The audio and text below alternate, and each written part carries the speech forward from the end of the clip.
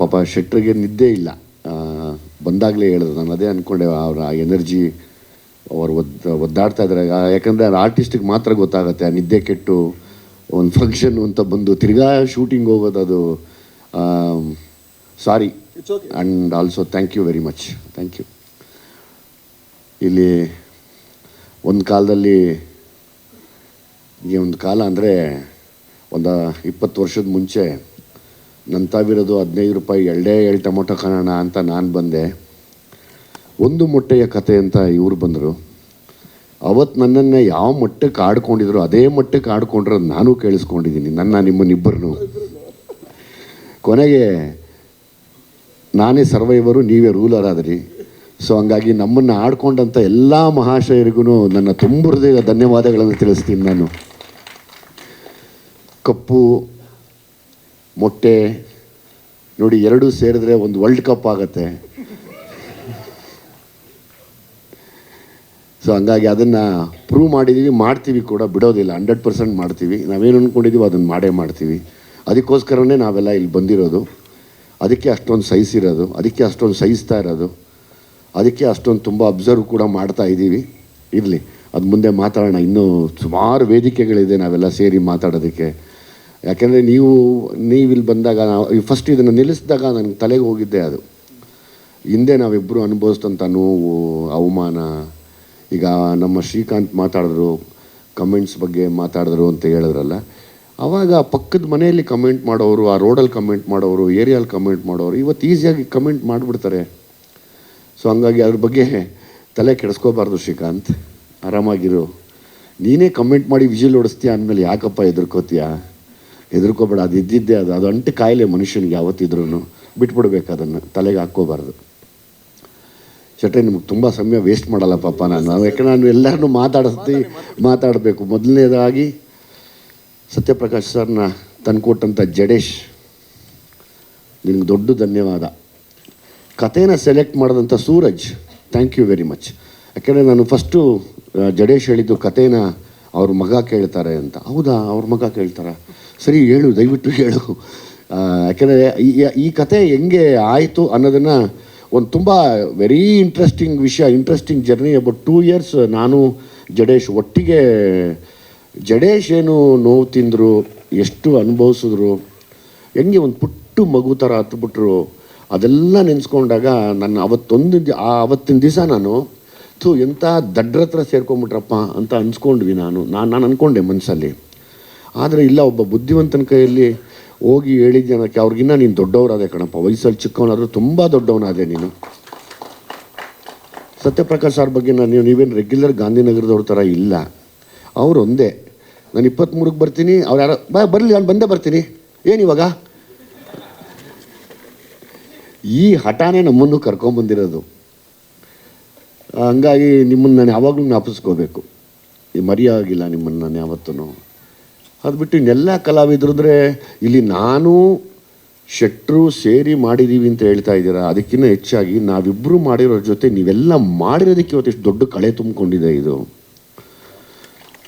ಮಿತ್ರ ಆಗ್ಬೋದು, ಶಿಶಿರ್ ಆಗ್ಬೋದು, ನಿಮ್ಮ ಹೆಸರಪ್ಪ ಮಹಾಂತೇಶ, ನಮ್ಮ ಭಾವನಾ ಅವರು, ನೀನಪ್ಪ ಅಭಿ, ಮತ್ತು ನಮ್ಮ ಇನ್ನೊಬ್ಬ ರಾಕೇಶ್ ಇದ್ನಲ್ವ, ಅದ ರಾಕೇಶ್ ಅವನು ಭಯಂಕರವಾದ ನಟ, ಆಮೇಲೆ ಒಳ್ಳೆ ನಿರ್ದೇಶಕ ಕೂಡ. ಅವನಲ್ಲಿ ಒಬ್ಬ ಒಳ್ಳೆ ನಿರ್ದೇಶಕ ಇದ್ದಾನೆ. ಹಂಗಾಗಿ ಎಲ್ಲ ಸೇರಿ ಆ್ಯಕ್ಟ್ ಮಾಡಿದ್ದಕ್ಕೆ ಇವತ್ತು ನಾವಿಬ್ಬರು ಇಲ್ಲಿ ನಿಂತ್ಕೊಂಡಿದ್ದೀವಿ. ನೀವೆಲ್ಲ ನಮಗೆ ಸಪೋರ್ಟಾಗಿ ನಿಂತಿದ್ದೀರಾ, ನೀವೆಲ್ಲ ಹೆಗ್ಲು ಕೊಟ್ಟಿದ್ದಕ್ಕೆ ನಾವು ಆ ಸ್ಥಾನಕ್ಕೆ ಬಂದು ಇಲ್ಲಿ ಇವತ್ತು ಅದನ್ನು ಹೊರಗಡೆ ಇನ್ನೇನು 23ನೇ ತಾರೀಕು ಹೊರಗಡೆ ಬಂದು ಮಾತಾಡ್ತೀವಿ. ಸೊ ಹಂಗಾಗಿ ನಿಮ್ಗಳಿಗೆ ಮೊದಲನೇ ಥ್ಯಾಂಕ್ಸ್ ಹೇಳಬೇಕು. ಹೆಣ್ಮಕ್ಳ ವಿಷಯ ಬಂದರೆ ಭಾವನಾ ಅವರು, ರಚಿತಾ ರಾಮ್ ಅವರು, ನನ್ನ ಮಗಳು ರಿತನ್ಯ, ಮತ್ತು ಮಾಡಿದಂಥ ಮಿಕ್ಕಿದೆಲ್ಲ ಹೆಣ್ಮಕ್ಳಿಗೂ ಕೂಡ ಥ್ಯಾಂಕ್ಸ್ ಹೇಳ್ತೀನಿ ನಾನು.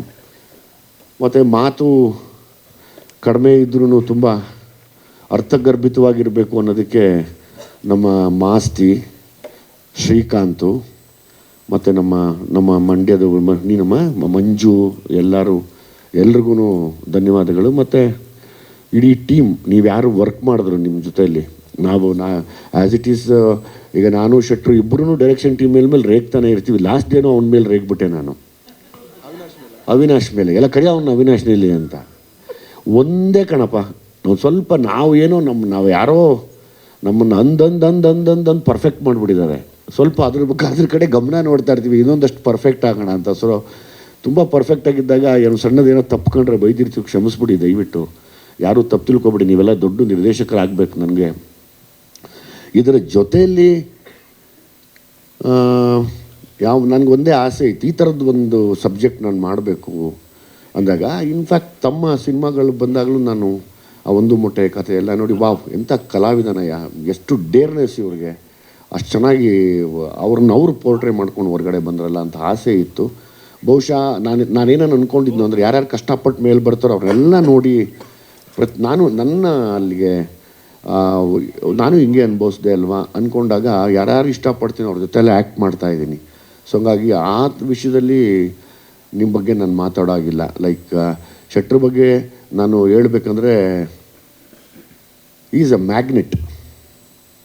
ಆ ಒಂದು ಈ ಮ್ಯಾಗ್ನೆಟ್ ಇರುತ್ತಲ್ಲ, ಹಂಗೆ ನೋಡಿದ ತಕ್ಷಣ ಹೋಗಿ ಹಿಂಗೆ ಅಂಟ್ಕೊಬೇಕು ಅನಿಸುತ್ತೆ. ಆ ಥರ ಒಂದು ಶಕ್ತಿ ಇರೋವಂಥ, ಆ ಥರ ಒಂದು ಬ್ಲೆಸ್ಸಿಂಗ್ ಇರೋವಂಥ, ಎಲ್ಲದಕ್ಕಿಂತ ಹೆಚ್ಚಾಗಿ ಅದ್ಯಾವುದು ನಾಟಕವೂ ಅಲ್ಲ, ಅದ್ಯಾವುದು ಸುಮ್ಮನೆ ಸುಳ್ಳು ಅಲ್ಲ. ಶೆಟ್ರ್ ಮಾತಾಡೋದು ಒಂದು ಸೇಕ್ರೆಡ್ ಸೋಲ್ ಅಂತ ಹೇಳ್ಬೋದು. ಅದು ನಾನು ನಿಮ್ಮಲ್ಲಿ ಕಂಡಿದ್ದೀನಿ. ಸೊ ಹಂಗಾಗಿ ಅಲ್ಲೊಂದು ಎನರ್ಜಿ ಇದೆ. ಆ ಎನರ್ಜಿ ನಾವಿಬ್ಬರು ಇನ್ನೂ ತುಂಬ ಸಾಧಿಸೋದಿದೆ, ಸಾಧನೆ ಮಾಡೇ ಮಾಡ್ತೀವಿ ಖಂಡಿತವಾಗ್ಲೂ. ನಾನು ನಿಮಗೆ ಚಿರಋಣಿ ಆಗಿದ್ದೀನಿ ನಾನು ಆ ವಿಷಯದಲ್ಲಿ. ನಾನು ಯಾವತ್ತೂ ಈ ಥರ ಬಿಲ್ಡಪ್ ತೆಗಿತಾರೆ, ಆ ಥರ ಎಲ್ಲ ದಯವಿಟ್ಟು ತೆಗಿಯಪ್ಪ. ನಾನು ಯಾವತ್ತೂ ನನಗೆ ಪಾತ್ರಗಳು ಮುಖ್ಯವಾಗಿರಬೇಕು ಹೊರತು ಅವ್ರ್ಯಾರೋ ನನ್ನ ಓವರ್ಟೇಕ್ ಮಾಡ್ತಾರೆ, ನನಗೆ ಯಾವತ್ತೂ ಅದಿಲ್ಲ. ನನ್ನ ಮನಸ್ಸಲ್ಲಿ ಯಾವತ್ತೂ ನಾನು ಅಂದ್ಕೊಳ್ಳೋದು ಇಲ್ಲ.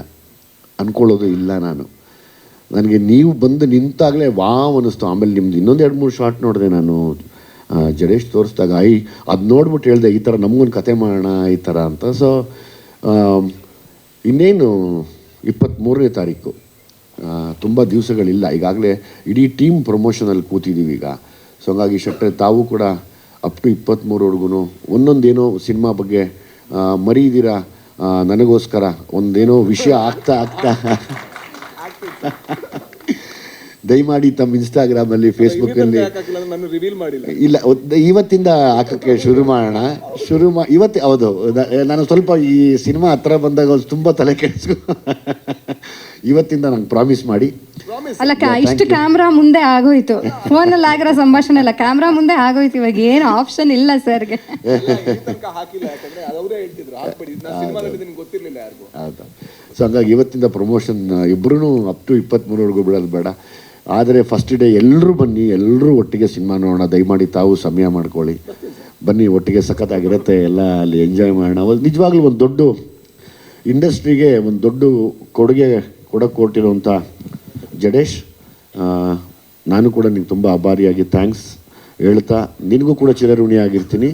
ಸತ್ಯಪ್ರಕಾಶ್ ಸರ್, ಒಂದೇ ಒಂದು ಕಿವಿ ಮಾತು ನೋಡಿ, ಇವಾಗಲೂ ಹೇಳ್ತೀನಿ, ಜಡೇಶ್ ಈಗಲೇ ಅಡ್ಜಸ್ಟ್ ಮಾಡಿಕೊಂಡು ಇನ್ನೊಂದು ಕತೆಗೆ ರೆಡಿ ಮಾಡ್ಕೊಳ್ಳಿ. ಅಲ್ಲಲ್ಲ ಮಾಡ್ಕೊಳ್ಳಿ, ಯಾಕೆಂದರೆ ನಮ್ಮಲ್ಲಿ ಯಾವಾಗಲೂ ಆಗೋದು ಹಿಂಗೇನೆ, ಕಾಂಬಿನೇಷನ್ಗಳು ಹೊಡೆದಾಗ ಒಂದು ಮ್ಯಾಚ್ ಹೊಡಿತೀವಲ್ಲ, ಟಕ್ಕಂತ ಎಲ್ಲ ಪ್ಲೇಯರ್ಸು ದೂರ ಆಗೋಗ್ಬಿಡ್ತೀವಿ. ಆ ದೂರ ಆಗಿರೋದೇ ನಮ್ಮ ವೀಕ್ನೆಸ್ ಇವತ್ತು ನಮ್ಮ ಕನ್ನಡ ಇಂಡಸ್ಟ್ರಿಯಲ್ಲಿ. ಅದಕ್ಕೆ ನಾವೇನು ಹೇಳ್ಬೋದು ಅಂದರೆ, ನಿರ್ದೇಶಕನ ಬಿಡಬೇಡಿ, ಚೆನ್ನಾಗಿ ಸಾಕ್ಕೊಳ್ಳಿ. ಯಾಕಂದರೆ ನೀವು ನಾಟಕ ಮಾಡಲ್ಲ, ಮೋಸ ಮಾಡಲ್ಲ, ಸ್ವಲ್ಪ ಮುನ್ಸ್ಕೊತೀರಾ, ಇಲ್ಲ ಫೋನ್ ಎತ್ತಲ್ಲ, ಇಲ್ಲ ಕೈಗೆ ಸಿಕ್ಕಲ್ಲ, ಮೂರೇ ತಾನೇ. ಇದು ನಮಗೆ ಕಾಮನ್ ಆಗಿಬಿಟ್ಟಿದೆ. ಹಂಗನ್ಬಿಟ್ಟು ನೀವು ಕೆಟ್ಟವರಲ್ಲ, ನೀವು ದಿಲ್ದಾರ್. ನಿಮ್ಮ ದಿಲ್ಲಿಗೆ ನನ್ನ ಹ್ಯಾಟ್ಸ್ ಆಫ್, ನಿಮ್ಮ ಧೈರ್ಯಕ್ಕೆ ಹ್ಯಾಟ್ಸ್ ಆಫ್ ನನ್ನ ಕಡೆಯಿಂದ. ಯಾರು ಬಂದ್ರೂ ನಾನು ನಿಂತ್ಕೊತೀನಿ ಅಂತೀರಲ್ಲ, ಅದೇ ನಿಮ್ಮ ದೊಡ್ಡ ಶಕ್ತಿ. ಸೊ ಹಂಗಾಗಿ ಇವಾಗಲೇ ಜಡೇಶ್ನ ಲಾಕ್ ಮಾಡಿ, ಬೀಗದ ಕೈ ಎಲ್ಲ ನಾವಿದ್ದೀವಿ, ನಮ್ಮನ್ನು ಯೂಸ್ ಮಾಡಿ, ಬಿಡಬೇಡಿ. ಸ್ವಾಮಿ ಬಗ್ಗೆ, ಸ್ವಾಮಿ ಜೊತೆಯಲ್ಲಿ ಕರ್ಣ, ಸ್ವಾಮಿ ಗೊತ್ತಿಲ್ಲ, ಅವ್ನು ಕೆಲವ್ರದ್ದು ಕೈ ರುಚಿ ಅಡುಗೆಯಲ್ಲಿ ಸುಮ್ಮನೆ ಹಂಗೆ ಹಾಕಿದ್ರೆ ಅಡುಗೆ ಆಗುತ್ತೆ, ತುಂಬ ರುಚಿ ಅಂತಾರಲ್ಲ, ಹಂಗೆ ಎಲ್ಲ ಕೊಟ್ಟಿದ್ದೀವಿ. ಇದರಲ್ಲಿ ಎಲ್ಲನೂ ಕೊಟ್ಟಿದ್ದಾರೆ ಪ್ರೊಡ್ಯೂಸರು. ಸ್ವಾಮಿ ಹಂಗೆ ಇಟ್ಕೊಂಡ ಅಂದರೆ ಕ್ಯಾಮ್ರಾನ, ಅದೇನೋ ಗೊತ್ತಿಲ್ಲ, ಅದೊಂದು ಮ್ಯಾಜಿಕ್. ಅದು ಅಷ್ಟು ಅದ್ಭುತವಾಗಿ ನನಗೊಬ್ಬ ತಮ್ಮ ಅವನು. ಸೊ ಹಂಗಾಗಿ ನಾನು ಇವನು ಅಂತ ಮಾತಾಡ್ತೀನಿ, ಯಾಕೆಂದರೆ ಅವ್ನು ಚಿಕ್ಕವನಿಂದ ನಾನು ನೋಡಿದ್ದೀನಿ.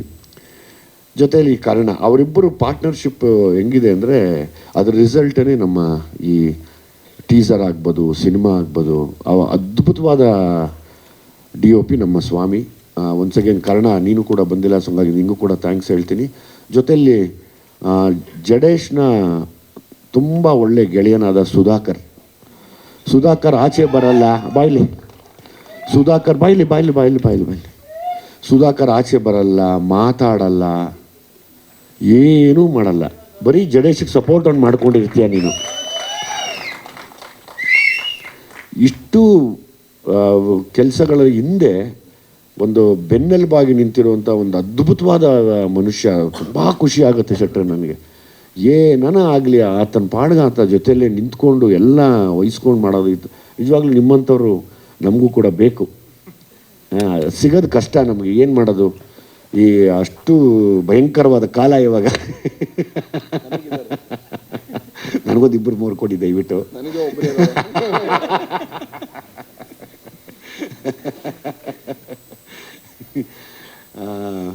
ಈ ಮಧ್ಯೆ ಇನ್ನೂ 2-3 ಸಾಂಗ್ ರಿಲೀಸ್ ಮಾಡ್ತೀವಲ್ಲ, 3 ಸಾಂಗ್ ರಿಲೀಸ್ ಮಾಡ್ತೀವಿ.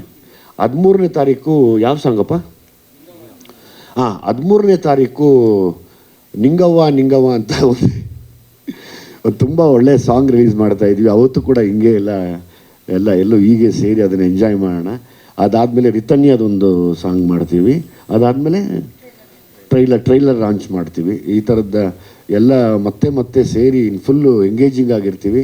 ನಿಮ್ಮೆಲ್ಲರ ಆರೈಕೆ ಮತ್ತು ನಿಮ್ಮೆಲ್ಲರ ಆಶೀರ್ವಾದ ಎಲ್ಲ ಕಲಾವಿದ್ರ ಮೇಲೆ ಇರಲಿ. ನೀವೆಲ್ಲ ತುಂಬ ಸಪೋರ್ಟಿವ್ ಆಗಿ ನಿಂತಿದ್ದೀರಾ ಅಂತ ಕೇಳ್ಕೊತಾ ಈ ಮಾತನ್ನ ಮುಗಿಸ್ತೀನಿ.